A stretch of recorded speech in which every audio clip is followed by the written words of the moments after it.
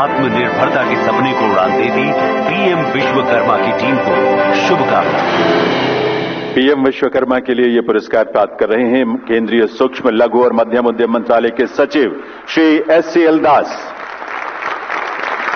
Trophy और प्रशस्ति पत्र प्रदान किया जा रहा है प्रधानमंत्री महोदय के करकमलों से। इनोवेशन के अंतर्गत केंद्र स्तर का दूसरा पुरस्कार प्रदान किया जा रहा है केंद्रीय महिला एवं बाल विकास मंत्रालय की पहल पोषण ट्रैकर को। देश के 8 करोड़ से अधिक बच्चों की सेहत की निगरानी में पोषण ट्रैकर एक महत्वपूर्ण भूमिका निभा रहा है। 24 भाषाओं में उपलब्ध इस ऐप के जरिए 14 लाख से ज्यादा आंगनबाड़ियों में बच्चों की सेहत, पोषण और सीखने पर रखी जा रही है सीधी नजर। भारत के भविष्य को सशक्त बनाने में जुटी पोषण ट्रैकर टीम को शुभकामनाएं। पोषण ट्रैकर इनिशिएटिव्स के लिए ये पुरस्कार प्राप्त कर रहे हैं केंद्रीय महिला एवं बाल विकास मंत्रालय के सचिव श्री अनिल मलिक।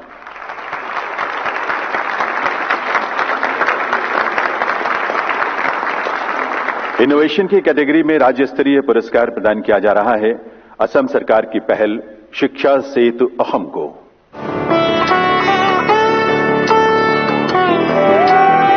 असम में शुरू हुआ शिक्षा सेतु एक्सॉम ऐप जो स्कूलों को जोड़ रहा है AI, डेटा और तकनीक से।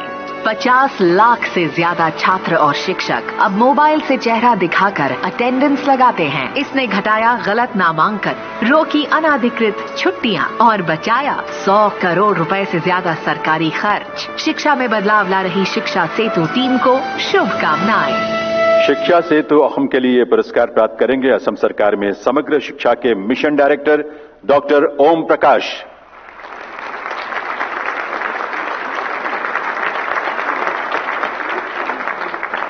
नवाचार के वर्ग में ही जिला स्तरीय प्रशासन में उत्कृष्ट पहल के लिए पुरस्कार प्रदान किया जा रहा है उत्तर प्रदेश के मुरादाबाद जिले की सुगम्य पुस्तकालय पहल को।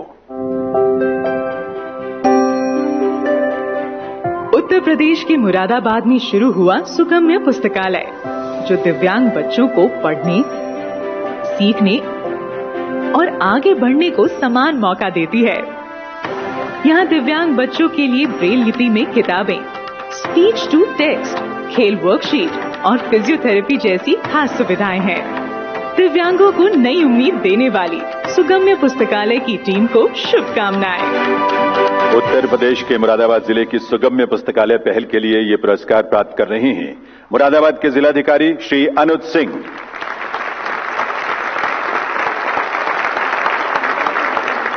देवी सज्जनों, पुरस्कारों का तीसरा वर्ग है होलिस्टिक डेवलपमेंट ऑफ डिस्ट्रिक्ट्स यानी जिलों के समग्र विकास का। इस वर्ग में केंद्र सरकार की 11 फ्लैगशिप स्कीम्स के क्रियान्वयन में सर्वश्रेष्ठ प्रदर्शन करने वाले देश के 5 जिलों को पुरस्कार प्रदान किया जा रहा है और इसमें पहला जिला है गुजरात का राजकोट।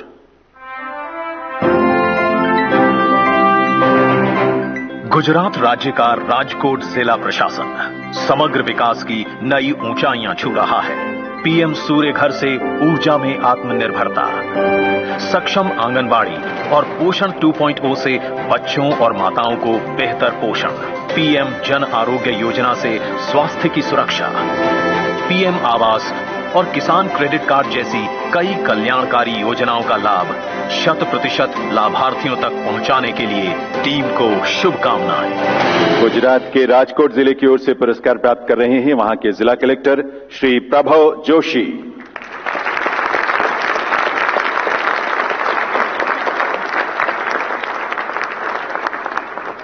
इस वर्ग में पुरस्कृत किया जाने वाला अगला जिला है त्रिपुरा का गोमती जिला।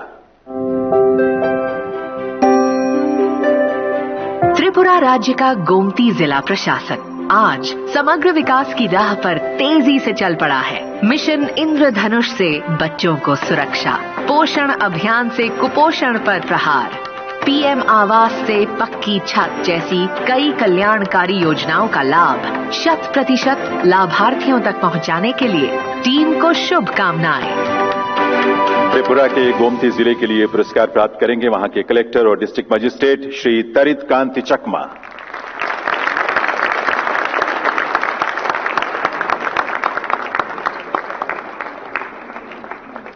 होलिस्टिक डेवलपमेंट ऑफ डिस्ट्रिक्ट्स की कैटेगरी में अगला पुरस्कार प्रदान किया जा रहा है असम के तिनसुकिया जिले को।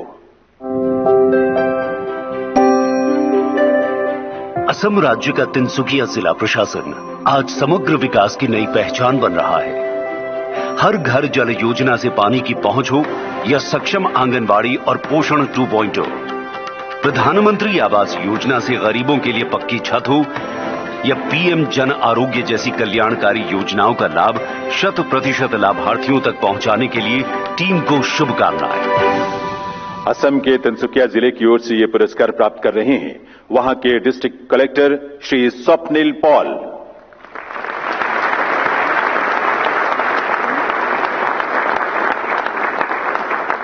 इस वर्ग में पुरस्कृत किया जाने वाला 5वां जिला है जम्मू कश्मीर का कुपवाड़ा जिला।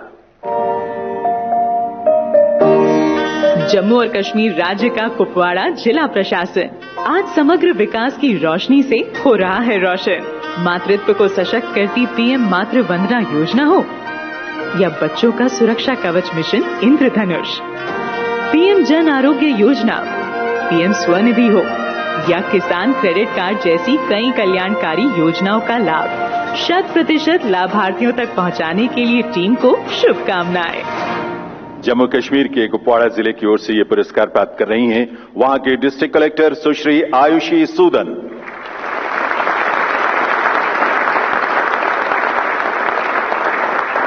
इस वर्ग में पुरस्कृत किया जाने वाला अगला जिला है ओडिशा का कोरापुट जिला।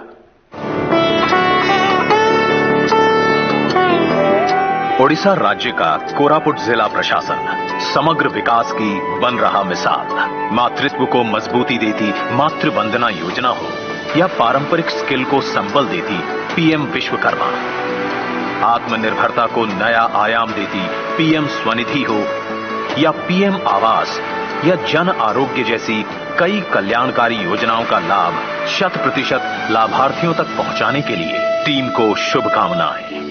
ओडिशा के कोरापुट जिले की ओर से पुरस्कार प्राप्त कर रहे हैं वहां के कलेक्टर और डिस्ट्रिक्ट मजिस्ट्रेट श्री वी कीर्तिवासन।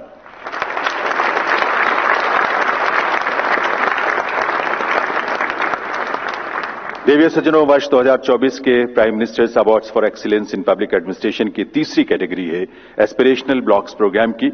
इस वर्ग में भी कुल 5 पुरस्कार प्रदान किए जा रहे हैं। इसके अंतर्गत पहला पुरस्कार प्रदान किया जा रहा है झारखंड में सरायकेला खरसावां के गम्हरिया ब्लॉक को। झारखंड के गम्हरिया में एस्पिरेशनल ब्लॉक प्रोग्राम लिख रहा है विकास की नई कहानी। गांव में अब हो रही है डिजिटल स्वास्थ्य जांच और स्मार्ट पढ़ाई, आंगनबाड़ी बेहतर और महिलाएं आत्मनिर्भर हो रही हैं। हर घर जल, हर परिवार के सर पर अपनी छत जैसी कई पहलों से गम्हरिया की तस्वीर बदलने वाली टीम को शुभकामनाएं। झारखंड के गम्हरिया ब्लॉक की ओर से ये पुरस्कार प्राप्त कर रहे हैं सरायकेला खरसावां के district collector Shri Ravishankar Shukla.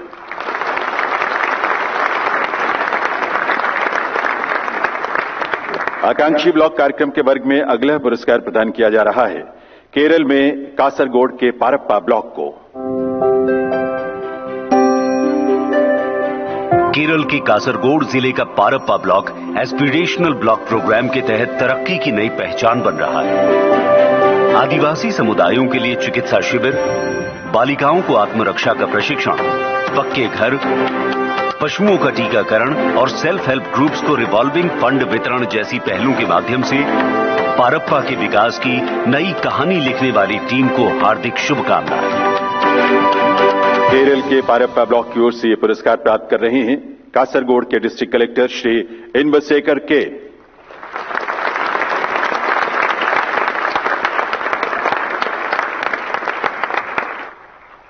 Aspirational block programme के अंतर्गत पुरस्कृत किया जाने वाला अगला ब्लॉक है तेलंगाना राज्य के आदिलाबाद जिले का नारनूर ब्लॉक। तेलंगाना के आदिलाबाद जिले में नारनूर ब्लॉक में एस्पिरेशनल ब्लॉक प्रोग्राम के तहत हो रहे हैं व्यापक बदलाव। पोर्टेबल एक्सरे से टीबी की समय रहते पहचान, महुआ लड्डू से पोषण की मिठास, साइंस टेक्नोलॉजी लैब, जैविक 3 स्तरीय खेती और सीएससी सेंटर जैसी कई पहलों से नारनूर के विकास को नई उड़ान देने वाली टीम को शुभकामनाएं। नारनूर ब्लॉक के लिए ये पुरस्कार प्राप्त कर रहे हैं आदिलाबाद के कलेक्टर और डिस्ट्रिक्ट मजिस्ट्रेट श्री राजर्षि शाह।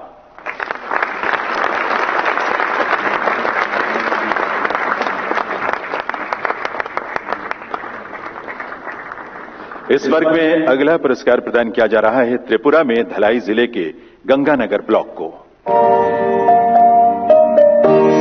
त्रिपुरा के धलाई जिले का Ganganagar block aspirational block programme के तहत बदल रहा है। आंगनवाड़ी केंद्रों से मिल रहा है नियमित पोषण, डिजिटल बोर्ड से पढ़ाई बन रही है रोचक, महिलाएं एसएचजी और डिजिटल पेमेंट से बन रही हैं आत्मनिर्भर। कचरा प्रबंधन, पक्के घर जैसी कई पहलों से गंगानगर की प्रगति को नए आयाम देने वाली टीम को शुभकामनाएं। त्रिपुरा के गंगानगर ब्लॉक की ओर से ये पुरस्कार प्राप्त कर रहे हैं धलाई जिले के कलेक्टर और डिस्ट्रिक्ट मजिस्ट्रेट श्री साजो वाहिद ए।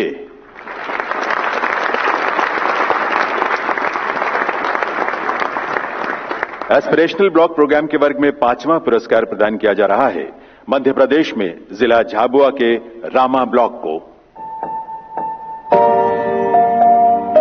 मध्य प्रदेश के झाबुआ जिले में रामा ब्लॉक में एस्पिरेशनल ब्लॉक प्रोग्राम प्रगति को दे रहा है गति।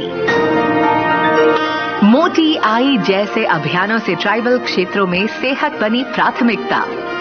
मृदा कार्ड से किसानों की मदद, हर घर जल और आवास योजना जैसी कई पहलों से झाबुआ की तरक्की को नई ऊंचाई देने वाली टीम को शुभकामनाएं। मध्य प्रदेश के रामा ब्लॉक की ओर से ये पुरस्कार प्राप्त कर रही हैं झाबुआ की कलेक्टर और डिस्ट्रिक्ट मजिस्ट्रेट सुश्री नेहा मीणा।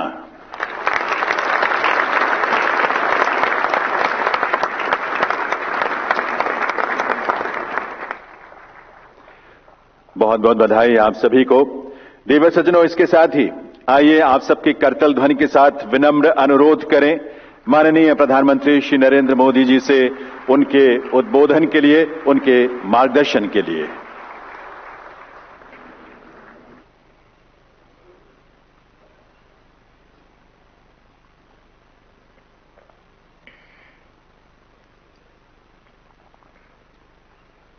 मंत्रिमंडल के मेरे सहयोगी डॉक्टर जितेंद्र सिंह जी, शक्तिकांत दास जी, डॉक्टर सोमनाथन जी, अन्य वरिष्ठ अधिकारीगण, देश भर से जुड़े सिविल सर्विसेज के सभी साथी, देवी और सज्जनों, आप सभी को सिविल सर्विसेज डे की बहुत बहुत शुभकामनाएं।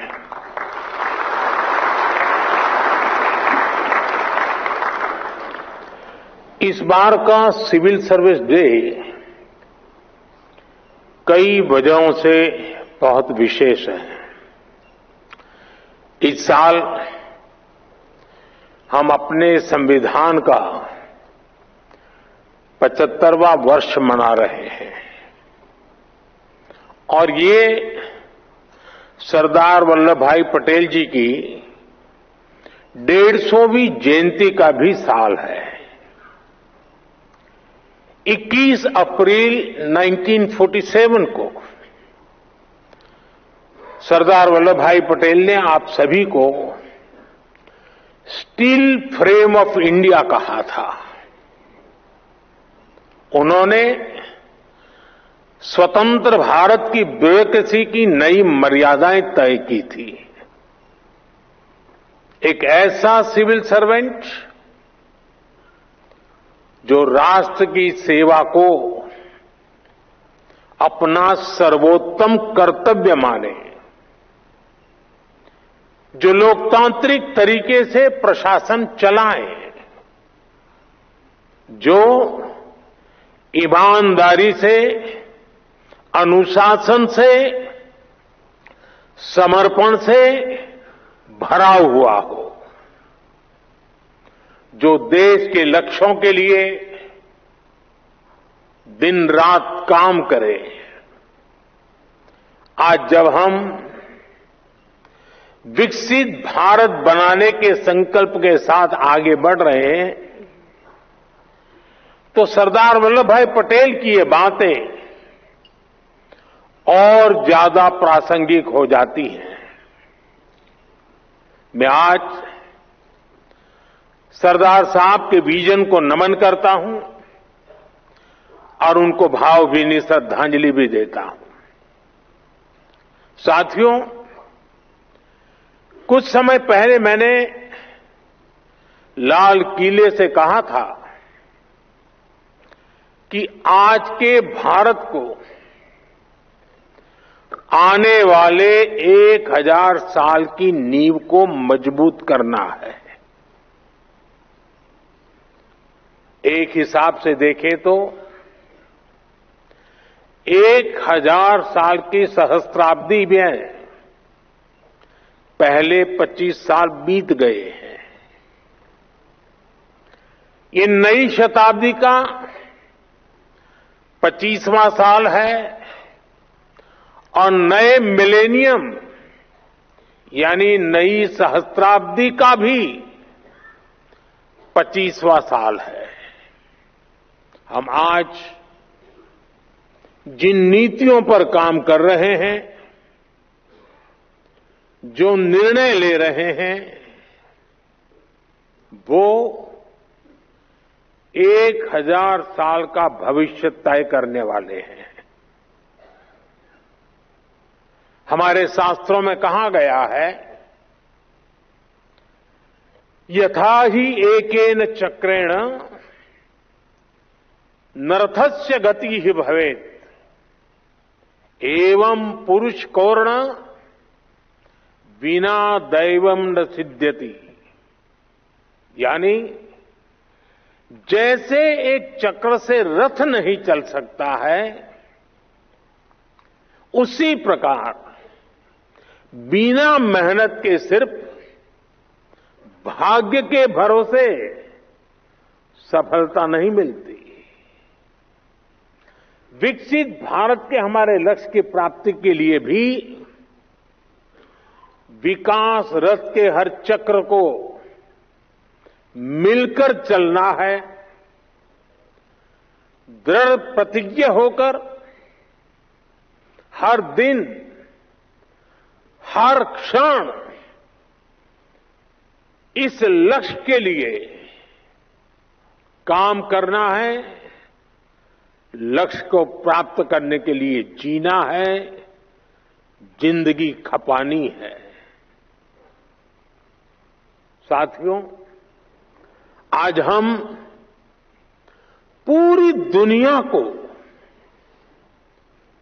तेज गति से बदलते हुए देख रहे हैं। अपने परिवार में भी आप देखते होंगे कि परिवार में अगर 10-15 साल का बच्चा है और जब उससे बात करते हैं तो आप फील करते हैं आप आउटडेटेड हैं। ये इसलिए होता है क्योंकि समय बहुत तेजी से बदल रहा है। हर 2-3 साल में गैजेट्स कैसे बदल रहे हैं, कुछ समझे सीखे उसके पहले नया आ जाता है। हमारे छोटे छोटे बच्चे इन तेज बदलावों के साथ बड़े हो रहे हैं। हमारी ब्यूरोक्रेसी, हमारा कामकाज, हमारी पॉलिसी मेकिंग भी पुराने ढर्रे पर नहीं चल सकती। इसलिए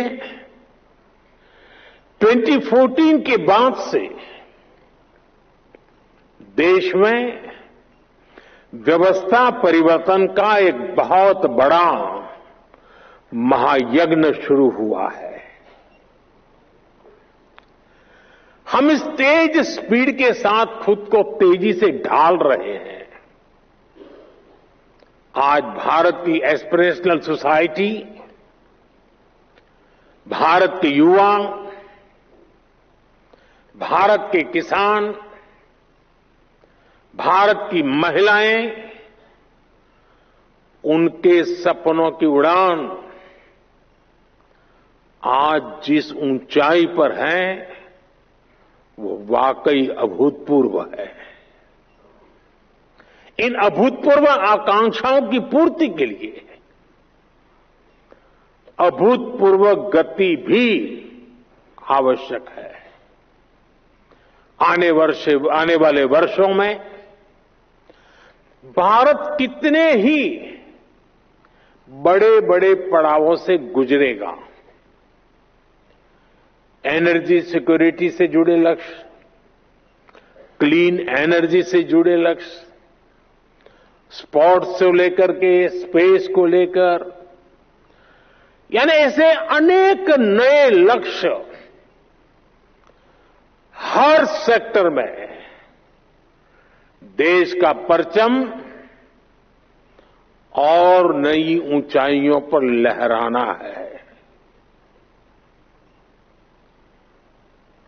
और ये जब मैं बात करता हूं तब,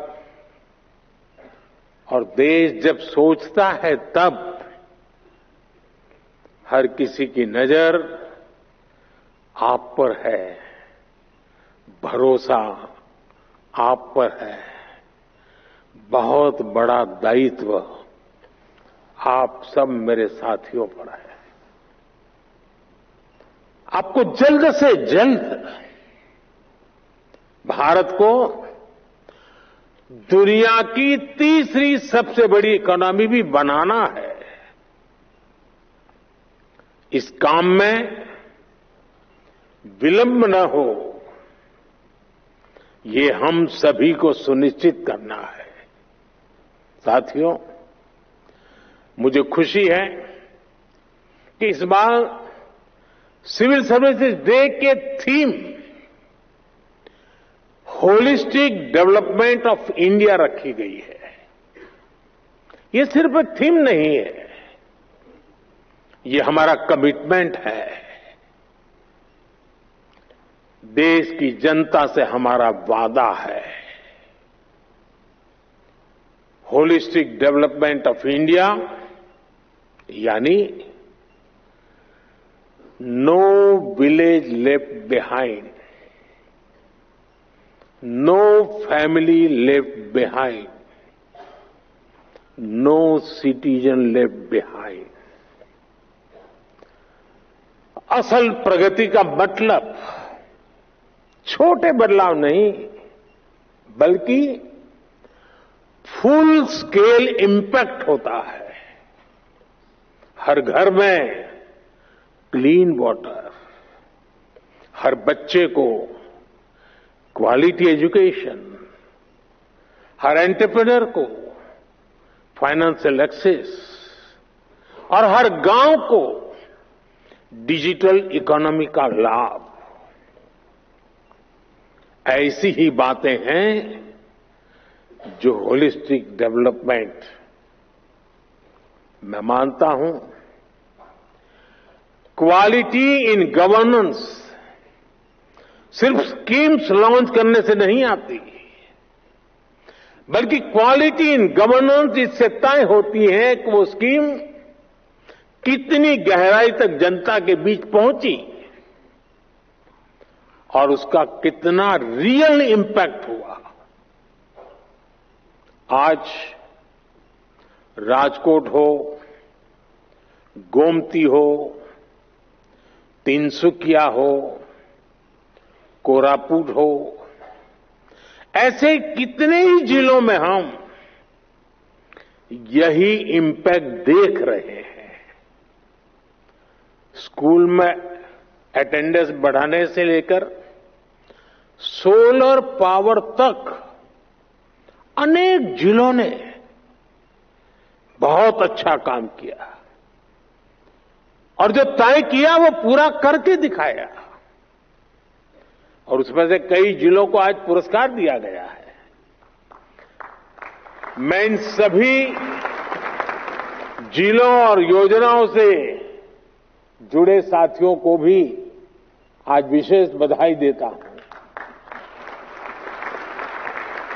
साथियों, बीते 10 सालों में भारत ने इंक्रीमेंटल चेंज से आगे बढ़कर इंपैक्टफुल ट्रांसफॉर्मेशन तक का सफर देखा है। आज भारत का governance model next generation reform पर फोकस कर रहा है। हम टेक्नोलॉजी और इनोवेशन और इनोवेटिव प्रैक्टिसेस के जरिए सरकार और नागरिकों के बीच की दूरी समाप्त कर रहे हैं। इसका इम्पैक्ट ग्रामीण और शहरी क्षेत्रों के साथ साथ दूर दराज के इलाकों में भी दिख रहा है। आपसे एस्पिरेशनल डिस्ट्रिक्ट की कई बार चर्चा हुई है, लेकिन एस्पिरेशनल ब्लॉक्स की सफलता भी उतनी ही शानदार है। आप जानते हैं, ये प्रोग्राम 2 साल पहले जनवरी 2023 में लॉन्च हुआ था। सिर्फ 2 साल में इन ब्लॉक्स ने जो बदलाव दिखाए हैं वो अभूतपूर्व है। इन ब्लॉक्स में हेल्थ, न्यूट्रिशन, सोशल डेवलपमेंट और बेसिक इंफ्रास्ट्रक्चर के कई इंडिकेटर्स में शानदार प्रगति हुई है और कुछ स्थान पर तो राज्य की एवरेज से भी आगे निकल गए हैं। राजस्थान के टोंक जिले के पीपलू ब्लॉक में 2 साल पहले आंगनवाड़ी सेंटर्स में बच्चों की मेजरमेंट एफिशिएंसी सिर्फ 20% थी। अब ये 99% से भी ज्यादा हो गई है।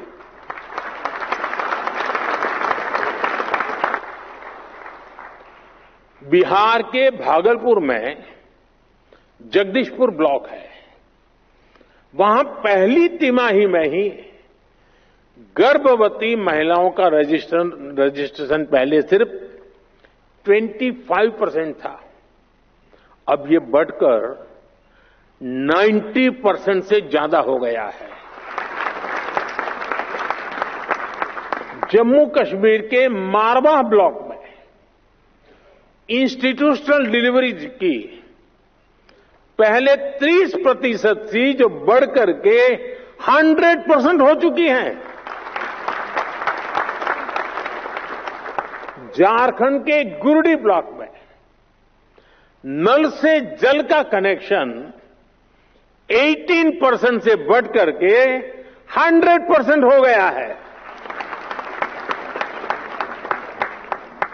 ये सिर्फ आंकड़े नहीं है, ये लास्ट माइल डिलीवरी के हमारे संकल्प की सिद्धि को दिखाता है।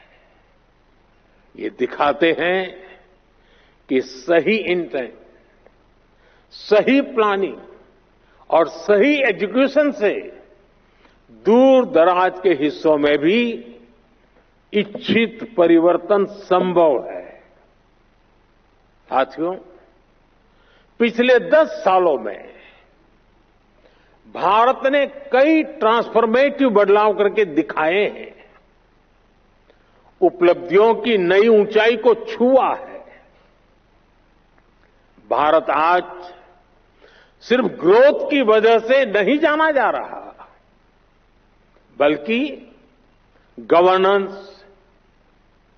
ट्रांसपेरेंसी और इनोवेशन के बेंचमार्क्स आज भारत सेट कर रहा है। G20 प्रेसिडेंसी भी इसका एक उदाहरण है। 60 से ज्यादा शहरों में 200 से ज्यादा मीटिंग्स, इतना बड़ा और इंक्लूसिव फुटप्रिंट G20 के इतिहास में पहली बार हुआ।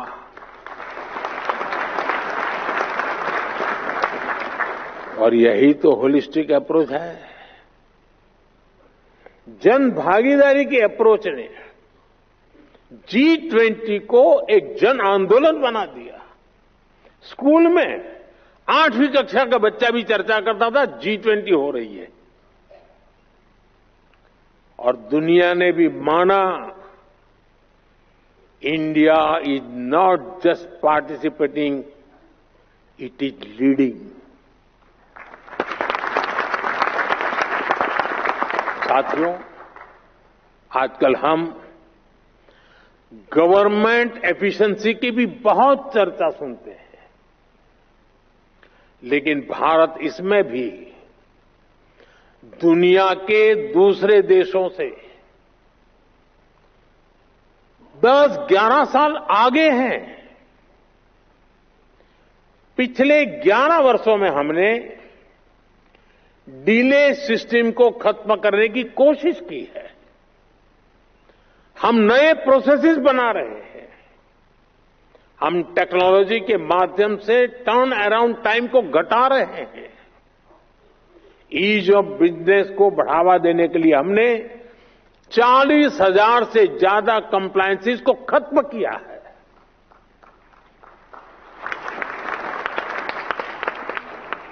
हमने 3400 से ज्यादा लीगल प्रोविजंस को भी डीक्रिमिनलाइज कर दिया है। मुझे याद है, जब हम कंप्लायंसेस का बर्डन कम करने के लिए काम कर रहे थे, जब व्यापार कारोबार के दौरान होने वाली कुछ गलतियों को डीक्रिमिनलाइज कर रहे थे, तो मेरे लिए आश्चर्य था, कुछ कोने में विरोध के स्वर भी उठा करते थे। कई लोग कहते थे, आज तक नहीं हुआ, आप क्यों कर रहे हैं? चलता है, चलने दो, इससे आपको क्या फर्क पड़ता है? कंप्लायंस करने दीजिए, आप क्यों अपना काम खुद बढ़ा रहे हैं? चारों तरफ से चर्चाएं चलती थी, दबाव आते थे, लेकिन जिस लक्ष्य को प्राप्त करना था, उस लक्ष्य का दबाव इन दबावों से ज्यादा था। और इसलिए हम दबावों से दबे नहीं, हम लक्ष्य के लिए चल पड़े। हम पुरानी लीक पकड़कर चलेंगे तो हमें नए परिणाम मिलना मुश्किल है। जब हम कुछ अलग करेंगे, और तभी तो अलग परिणाम भी मिलेंगे। और आज इसी सोच की वजह से हमारी ease of doing business ranking में काफी सुधार हुआ है। आज दुनिया भारत में निवेश करने के लिए बहुत उत्सुक है, और ये हमारा काम है कि हम अवसर जाने न दें। हमें इस अवसर का पूरा लाभ उठाना है। हमें राज्यों के स्तर पर, जिला और ब्लॉक स्तर पर रेड टेप की हर गुंजाइश को खत्म करना है। तभी आप राज्यों के स्तर पर, जिला स्तर पर अपने लक्ष्यों को प्राप्त कर पाएंगे।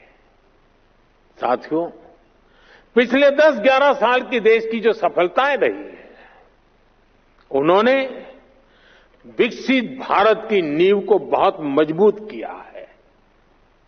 आज देश इस मजबूत नींव पर विकसित भारत की भव्य इमारत का निर्माण शुरू कर रहा है।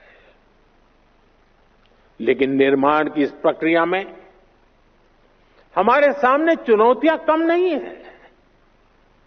भारत अब दुनिया का सबसे अधिक जनसंख्या वाला देश बन चुका है। ऐसे में बेसिक सुविधाओं की सैचुरेशन हमारे लिए प्राथमिकता होनी चाहिए। आपको लास्ट माइल डिलीवरी पर हमेशा बहुत ज्यादा फोकस करते रहना है। समय के साथ देशवासियों की नीड्स और एस्पिरेशंस दोनों तेजी से बदल रही है। अब सिविल सर्विस को कंटेम्पररी चैलेंजेस के हिसाब से खुद को एडेप्ट करना होगा, तभी वो रिलेवेंट बनी रह सकती है। हमें खुद के लिए नई नई कसौटियां भी नित्य बनाते रहना होगा और हर कसौटी को पार करते रहना होगा। और सफलता की सबसे बड़ी कुंजी यही है कि खुद को चुनौती देते रहो। कल किया था वो संतोष के लिए नहीं था, कल जो पाया था वो चुनौती का कारण बनना चाहिए ताकि कल मैं उससे ज्यादा कर पाऊं। अब सिर्फ पिछली सरकारों से तुलना करके अपने काम, अपनी परफॉर्मेंस को हम तय नहीं कर सकते। मेरे पहले डिस्ट्रिक्ट में फलाने भाई थे, उन्होंने इतना किया, मैंने इतना कर दिया, जी नहीं। अब हमें अपनी कसौटी बनाना है 2047 के विकसित भारत के लक्ष्य से हम कितना दूर हैं, हम कहां तक पहुंचे हैं। वो हिसाब किताब का वक्त समाप्त हो चुका है। अब जहां है वहां से जहां जाना है वहां अभी कितनी दूरी बाकी है, उस दूरी को पाटने का मेरा रोड मैप क्या है, मेरी गति क्या है, और मैं औरों से जल्दी 2047 तक कैसे पहुंच करके सारे लक्ष्यों को प्राप्त कर लूं। यही हमारा सपना, यही हमारा मकसद, यही हमारा लक्ष्य होना चाहिए।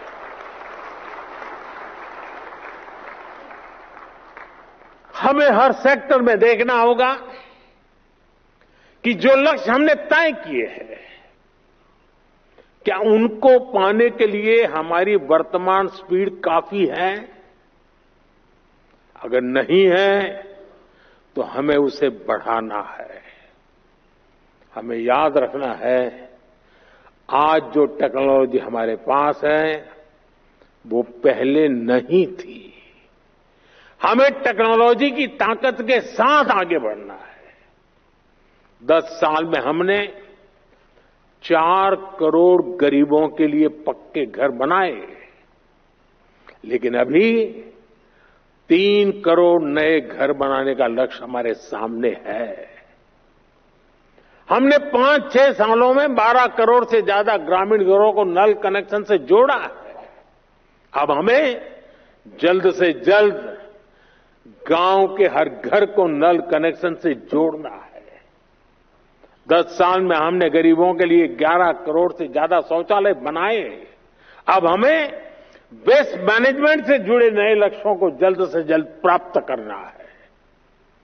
कोई सोच भी नहीं सकता था कि करोड़ों गरीबों को 5 लाख रुपए तक का मुफ्त इलाज मिलेगा। अब हमें देश की जनता में न्यूट्रिशन को लेकर नए संकल्पों को सिद्ध करना है। हमारा एक ही लक्ष्य होना चाहिए, 100% कवरेज, 100% इम्पैक्ट। इसी अप्रोच ने 10 साल में 25 करोड़ लोगों को गरीबी से बाहर निकाला है।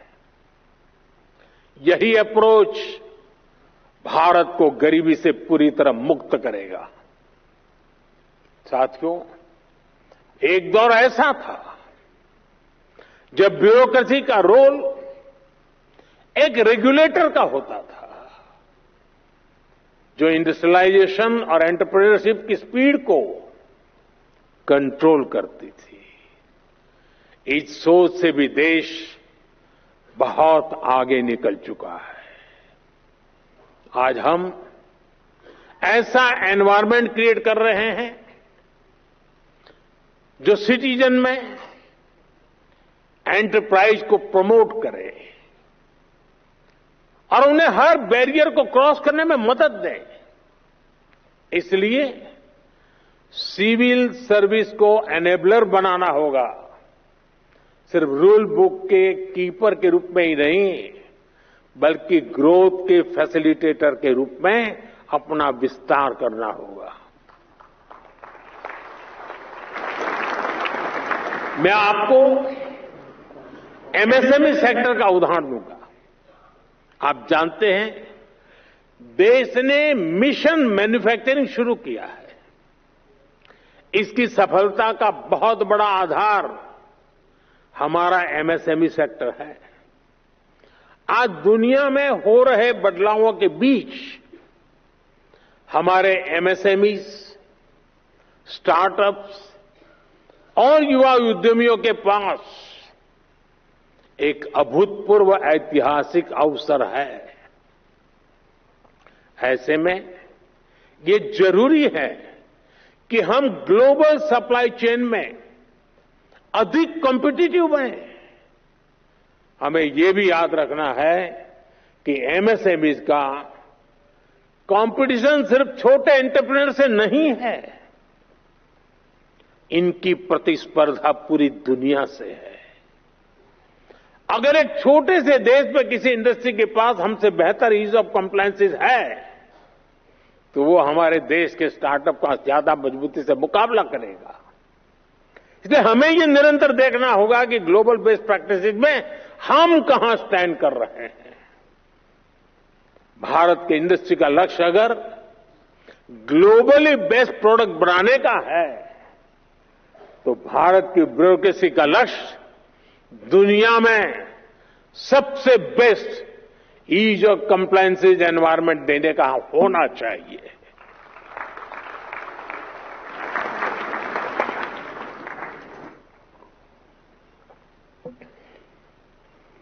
साथियों, आज की टैग ड्रिवन दुनिया में सिविल सर्वेंट्स, उसको ऐसी स्किल चाहिए जो न उन्हें सिर्फ टेक्नोलॉजी समझने में मदद करे, बल्कि उसे स्मार्ट और इंक्लूसिव गवर्नेंस के लिए इस्तेमाल भी कर सके। In the age of technology, governance is not about managing systems. It is about multiplying possibilities. हमें टेक से भी होना पड़ेगा ताकि हर पॉलिसी और स्कीम को टेक्नोलॉजी के जरिए ज्यादा एफिशिएंट और एक्सेसिबल बनाया जा सके। हमें डाटा ड्रिवन डिसीजन मेकिंग में एक्सपर्ट बनना होगा, जिससे पॉलिसी डिजाइनिंग और इम्प्लीमेंटेशन से ज्यादा एक्यूरेट कर सके। आजकल आप देख रहे हैं कि आर्टिफिशियल इंटेलिजेंस और क्वांटम फिजिक्स कितनी तेजी से विकसित हो रही है। जल्दी ही टेक्नोलॉजी के यूज में एक नया रिवॉल्यूशन आएगा। ये उस डिजिटल और इंफॉर्मेशन एज से कहीं आगे होगा जिनसे आज जिससे परिचित है उससे भी आपको फ्यूचर की टेक्नोलॉजी रिवॉल्यूशन के लिए खुद को तैयार करना होगा। पूरी सिस्टम को तैयार करने की व्यवस्था भी विकसित करनी पड़ेगी ताकि हम नागरिकों को बेस्ट सर्विस भी दे पाएं और उनके एस्पिरेशंस को भी पूरा कर सके। हमें सिविल सर्वेंट्स की क्षमता को बढ़ाना होगा ताकि हम एक फ्यूचर रेडी सिविल सर्विस तैयार कर सके। और इसलिए मिशन कर्मयोगी और civil service capacity building programme, और जिसका जिक्र हमारे कैप्सेक ने अभी किया, मैं इन दोनों को मेरे लिए वो बहुत अहम मानता हूं। साथियों, तेजी से बदलते समय में हमें ग्लोबल चैलेंजेस पर भी गहरी नजर रखनी है। आप देख रहे हैं फूड, वाटर और एनर्जी सिक्योरिटी अब भी बड़ी चुनौती बनी हुई है। विशेष रूप से ग्लोबल साउथ के लिए ये बहुत बड़ा संकट है। लंबे समय से चल रहे संघर्षों के कारण कई देशों में हालात और मुश्किल होते जा रहे हैं। इसका असर लोगों पर पड़ता है, रोजमर्रा के जीवन पर पड़ता है। डोमेस्टिक और एक्सटर्नल पहलुओं के बीच बढ़ते इंटरकनेक्शन को हमें समझना हुए हमें अपनी रीति और रीति को बदलना होगा। हमें आगे बढ़ना होगा। क्लाइमेट चेंज हो, प्राकृतिक आपदाएं हो, महामारी हो, साइबर क्राइम के खतरे हो, सभी में एक्शन के लिए भारत को 10 कदम आगे रहना ही होगा। हमें लोकल लेवल पर स्ट्रेटेजी बनानी होगी, रिजिलियंस डेवलपमेंट करनी होगी। साथियों, मैंने लाल किले से पंच प्राण की बात कही थी। विकसित भारत का संकल्प गुलामी की मानसिकता से मुक्ति, अपनी विरासत पर गर्व, एकता की शक्ति और कर्तव्यों को ईमानदारी से निभाना। आप सभी इन पंच प्राणों के प्रमुख वाहक हैं। हर बार जब आप इंटीग्रिटी को कन्वीनियंस पर, इनोवेशन को इनर्शिया पर या सर्विस को स्टेटस पर प्राथमिकता देते हैं, तब आप राष्ट्र को आगे बढ़ाते हैं। मुझे आप पर पूरा भरोसा है। वो युवा अधिकारी जो अपनी प्रोफेशनल जर्नी में कदम रख रहे हैं, आज उन सभी से मैं एक और बात कहूंगा। समाज में कोई भी ऐसा नहीं होता है जिसके जीवन में, जिसकी सफलता में सोसाइटी का, समाज का कुछ न कुछ योगदान न हो। समाज के योगदान के बिना किसी के लिए भी एक कदम भी आगे बढ़ना मुश्किल होता है। और इसलिए हर कोई अपने अपने सामर्थ्य के हिसाब से समाज को लौटाना चाहता है। आप सभी तो बहुत भाग्यशाली हैं कि आपके पास समाज को लौटाने का इतना बड़ा अवसर आपके पास है। आपको देश ने, समाज ने बहुत बड़ा मौका दिया है कि आप ज्यादा से ज्यादा समाज को लौटाएं। साथियों, ये वक्त सिविल सर्वेंट्स के रिफॉर्म को री इमेजिन करने का है। हमें रिफॉर्म्स की पेस बढ़ानी है, स्केल भी बढ़ानी है। इंफ्रास्ट्रक्चर हो, रिन्यूएबल एनर्जी के लक्ष्य हो, इंटरनल सिक्योरिटी की बात हो, करप्शन को खत्म करने का हमारा मिशन हो, सोशल वेलफेयर स्कीम्स हो, ओलंपिक्स से जुड़े, स्पोर्ट्स से जुड़े लक्ष्य हो, हर सेक्टर में हमें नए रिफॉर्म्स करने हैं। हमने अब तक जितना अचीव किया है, अब उससे भी कई गुना ज्यादा हासिल करके दिखाना है। और इन सब के बीच हम सबको हमेशा हमेशा एक बात याद रखनी है, no matter how technology driven the world becomes, we should never forget the importance of human judgement.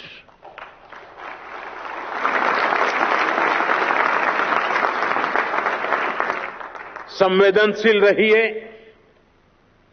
गरीब की आवाज सुनिए, गरीब की तकलीफ समझिए, उनका समाधान करना अपनी प्राथमिकता बनाइए।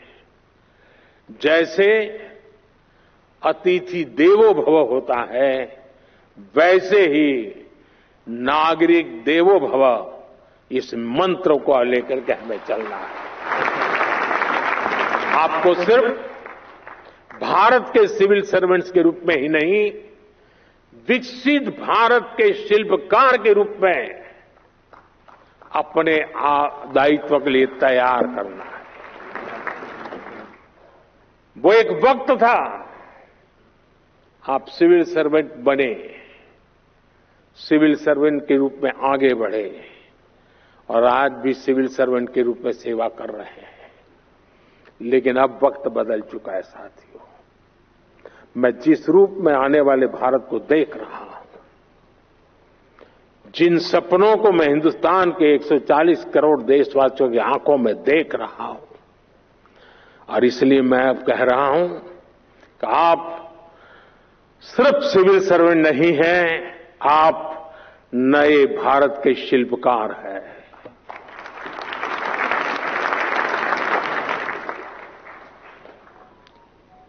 शिल्पकार का उस दायित्व निभाने के लिए हम स्वयं को सक्षम बनाएं, हम समय को लक्ष्य के लिए समर्पित करें, हर सामान्य व्यक्ति के सपनों को खुद के सपने बना करके जिए। आप देखिए, विकसित भारत आपकी आंखों के सामने आप देख पाएंगे।